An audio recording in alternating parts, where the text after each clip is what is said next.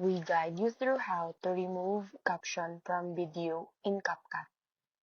So the first thing you need to do is to open your Capcut and create a new project, then import the video you want to edit. Tap on the caption text that appears on your timeline.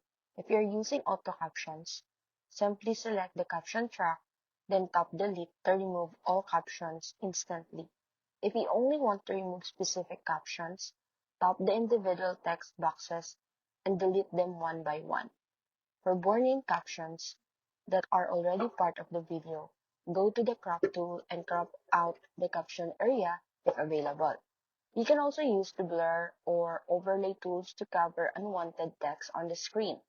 After removing the captions, review your video to make sure everything looks clean and natural. Once you're satisfied with the results, tap Export in the top right corner, choose your preferred resolution and frame rate, and save the video to your device.